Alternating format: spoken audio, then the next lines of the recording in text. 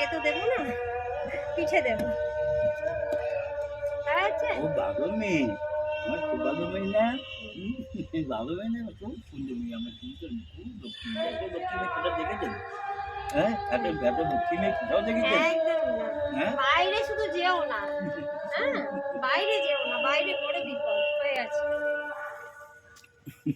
आप इतने सुंदर हो, आपको देख के तो मुझे प्यार हो गया। देखिए ना कहाँ उस बैठा पे है। दिन भर रात भर आप ही के बारे में सोच रहे हैं, क्या होगा अब मेरा। अभी गाड़ी गिरा था।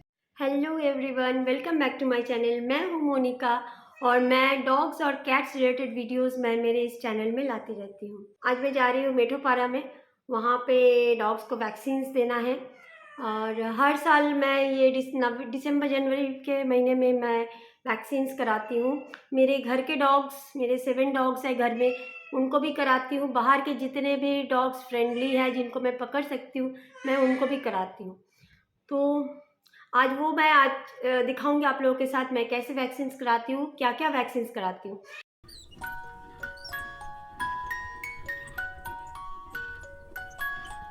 वैक्सीन नॉर्मली डॉग्स के 2 प्रकार के हैं। एक होता है कि कंबाइंड वैक्सीन, एक होता है कि एंटी रेबीज वैक्सीन।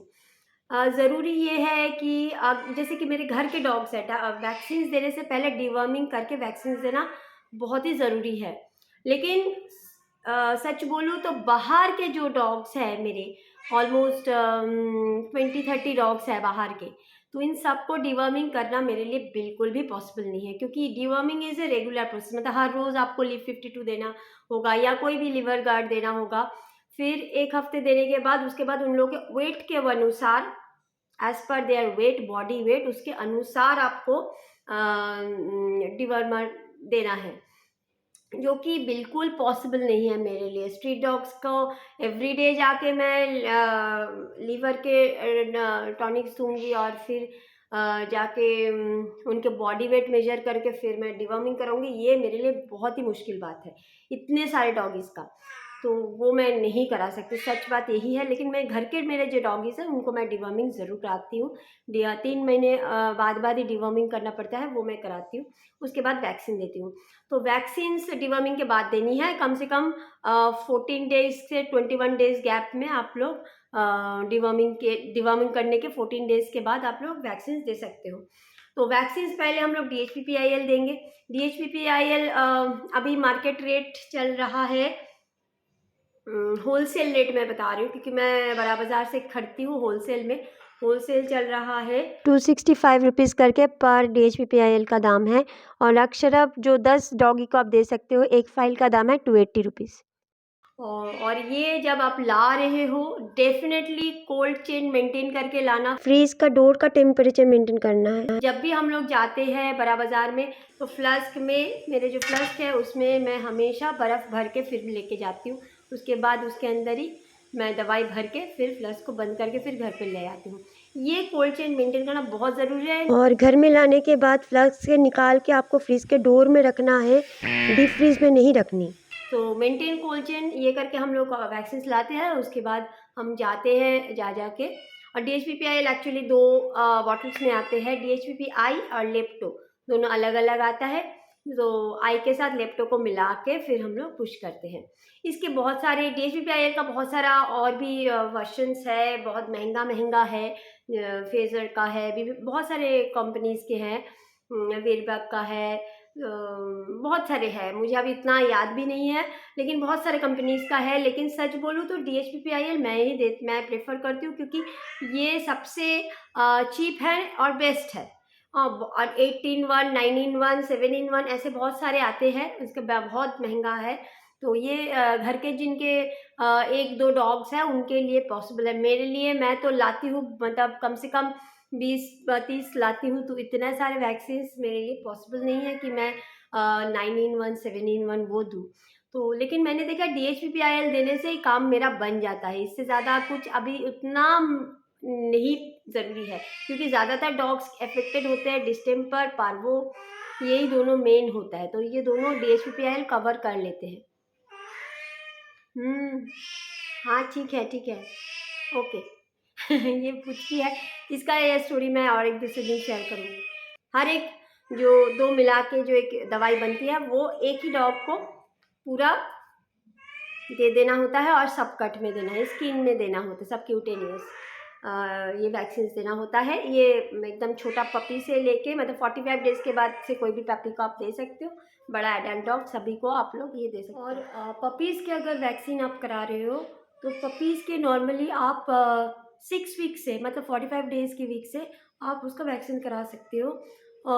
तो उस टाइम आप उसको DHPPIL देना है 6 वीक में। उसके बाद उसके 10th वीक में मतलब 6, 7, 8, 9, 10th वीक में उसको फिर से DHPPIL का फर्स्ट बूस्टर डोज दिया जाएगा। 12th वीक में 10th वीक के बाद आपको 12th वीक में आप उसको एंटी रेबिस मतलब ARV आप उसको दे सकते हो। उसके बाद 14th वीक में आप उसको सेकेंड जो DHPPIL का आप उसको बूस्टर डोज दोगे। उसके बाद 16th वीक में उसका एंटी रेबिस का जो है उसका आप बूस्टर डोज आप उसको दोगे।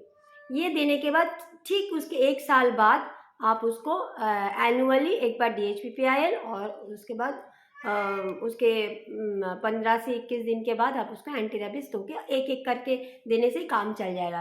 पहला जो आप पपी को आप दे रहे हो तो उसको आप इस तरह से देना है। 6th वीक, 10th वीक ये दोनों DHPPIL गया। 12th वीक में आपको जाएगा एंटी रेबिस। उसके बाद 14th वीक में आपको जाएगा DHPPIL का थर्ड बूस्टर और फिर 16th वीक में आपको जाएगा एंटी रेबिस का बूस्टर डोज। तो इस तरह से आप पपीज़ को दे सकते हो। और एडल्ट को अगर आप लोग दे रहे हो तो एडल्ट को साल में एक बार DHPPIL और उसके 15 से 21 दिन के बाद आप उसको एंटी रेबिस दे सकते हो। DHPPIL का फुल फॉर्म भी मैं आप लोगों के साथ शेयर कर देती हूँ। डी का है डिस्टेम्पर, कैनाइन डिस्टेम्पर, जो कि बहुत ही फैटल है। मॉर्टेलिटी रेट बहुत हाई है अगर ये हो गया तो। ये नर्वस सिस्टम को अफेक्ट करता है। H जो है वो है हेपेटाइटिस, वो भी डॉग के लिए बहुत ही फैटल है। पार्वोवायरस और आई होता है पैरा इन्फ्लुएंजा और एल है लेप्टोसिरोसिस। ये सारे काइंड्स ऑफ वायरसेस है और ये सारे बहुत फैटल है और ये डॉग्स के मॉर्टेलिटी रेट बहुत हाई है अगर ये हो गया तो और एक चीज़ है, अगर मदर डॉग ब्रीडिंग से पहले उसको वैक्सीन दिया गया है तो आप 6 वीक्स के नीचे के पपी को बिल्कुल भी आप वैक्सीन मत देना। ये मदर से पपी को ऑटोमेटिकली उसको एंटीबॉडी ये सारे जो वायरसेस के अगेंस्ट में आ जाता है जब प्रेगनेंसी के दौरान। तो ये उस टाइम अगर आप फिर से वैक्सीन दोगे तो ये बच्चों के लिए बहुत ही ज़्यादा रिस्की है।